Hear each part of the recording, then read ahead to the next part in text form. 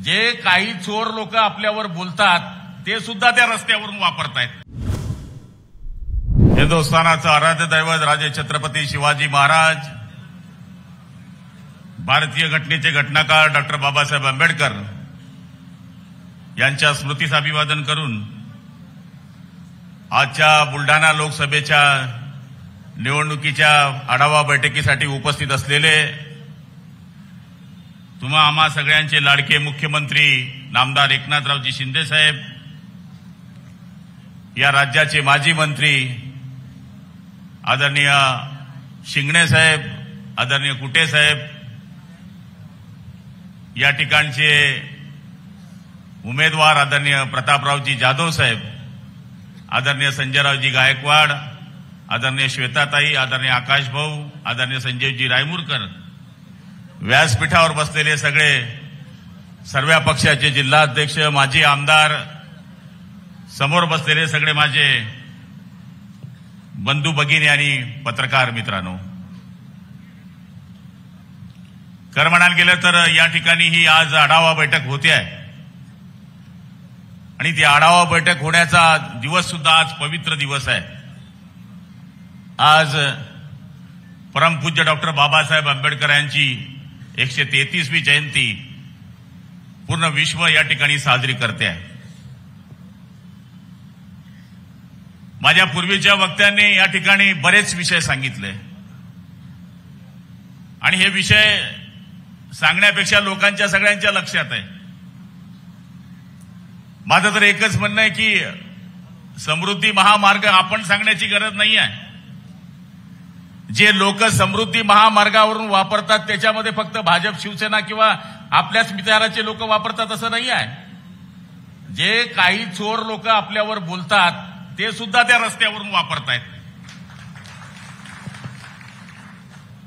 ईमानदार के लिए लहर है मोदी, बेईमानों के लिए जहर है मोदी और देश के गद्दारों के लिए कहर है मोदी. नजर नजर में रहना भी कमाल होता है, नफस नफस में बिखरना भी कमाल होता है. बुलंदियों पे पहुंचना कोई कमाल नहीं, बुलंदियों पे ठहरना कमाल होता है. प्रतापराव जाधव सांगत होते की आपल्याला गद्दार म्हणतायत. आता गद्दार हा विषय संपलाय. आता आमच्यातलेच काही काही पोट्टे ते दत्तक घेत आहेत, आमच्यातल्याच लोकांना ते वापस घेत आहेत. आणि आज आपण बघतोय की बुलढाणा या लोकसभेमध्ये मला नेहमी येण्याचा, या ठिकाणी आपल्या आशीर्वादाने या ठिकाणी येण्याचा योग असतो. अशी कुठलीही बुलढाण्याची लोकसभेची निवडणूक नाही की मी आलो नाही. त्याचं कारण बुलढाण्याचं ना आमचं जवळचं नातं आहे. तुम्ही कपाशीवाले, मी कपाशीवाला, तुम्ही सोयाबीनवाले, मी सोयाबीनवाला. त्यामुळे आता नुकसान झालंय थोडं. शिंदे साहेब, आचारसंहितेमध्ये बोलता येणार नाही, पण आमची विनंती आहे की आमच्या या भागामध्ये नुकसान झालंय, लवकरात लवकर ही निवडणूक आटपल्यानंतर आम्हाला मदत व्हावी अशी अपेक्षा आहे. आज या निवडणुकीच्या प्रचाराच्या बाबतीमध्ये मुद्दे सांगितले गेले. आपल्याला निवडणुकीचे मुद्दे आता सांगण्याची गरज नाही. फक्त जे तुम्ही बोललात तो विषय बरोबर आहे. कार्यकर्ते आपले शांत आहे. शांत म्हणजे ते काम करत नाही असं नाही आहे, पण आपण जे बघतोय त्यांना असं वाटतं की सीट आली आहे.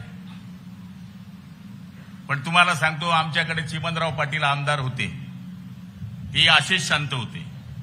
फक्त 147 मताने साहेब ती सीट पडली. त्यामुळे कार्यकर्त्यांना माझी विनंती आहे कि शांत बसून चालणार नाही.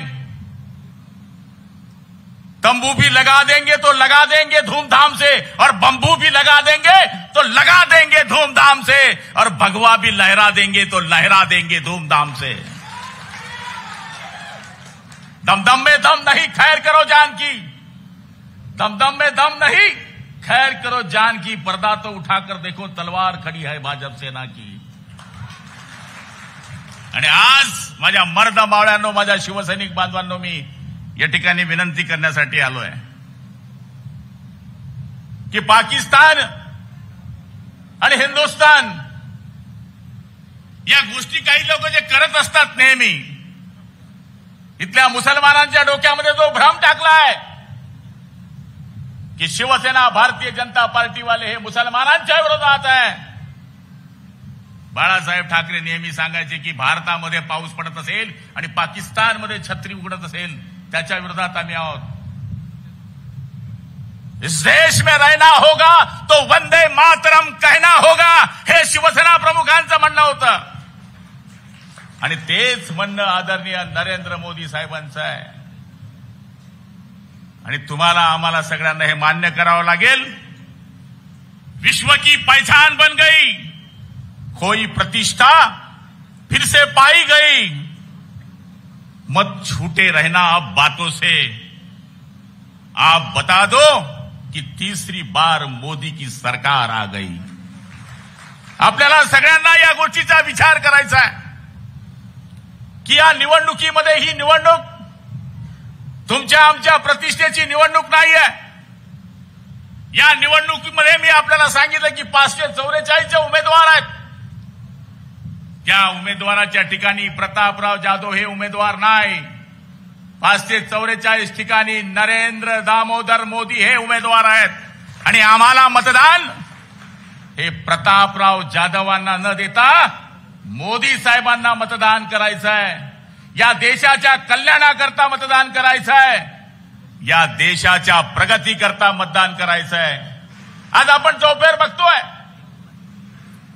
राज्य सरकारने जी कामं केली त्या कामामध्ये जल जीवन मिशन नावाचा जो उल्लेख केला गेला त्या खात्याचा मी मंत्री आहे.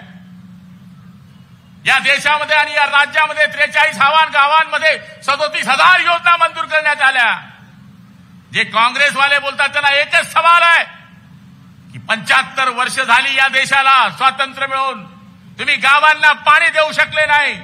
पण हा एकमेव पंतप्रधान आहे की ज्यांनी 8 लाख कोटी रुपये फक्त पाण्याकरता दिले आणि आज आपल्या प्रत्येक गावामध्ये नळ योजनेचं काम सुरू आहे.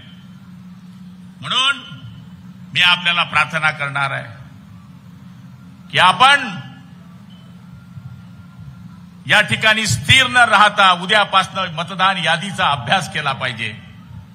कोण माणूस गावाला गेलाय, कोण माणूस गावावरून आणता येतो, कोणाच्या घरी लग्न आहे, कोण माणूस आजारी आहे, कोण माणूस मतदानाला जाऊ शकत नाही, याची शॉर्ट लिस्ट करण्याची प्रतापरावची फार मोठी गरज आहे. अपंग माणसं आहे, वृद्ध माणसं आहे, उदाण्याचे दिवस आहे, लग्नाचे दिवस आहे. चला माझं मत दिलं तर काही फरक पडत नाही, नाही दिलं तरी काही फरक पडत नाही, असा जो लोकांमध्ये चुकीचा गैरसमज आहे तो कार्यकर्त्यांनी हेरला पाहिजे. जो बूथवर मतदान नेईल त्या पक्षाचं मताधिक्य 100% वाढतं आणि मतदान काढण्यामध्ये आपली बरोबरी कोणी करू शकत नाही. त्याच्याकरता आपल्याला सगळ्यांना नियोजन करावं लागणार आहे.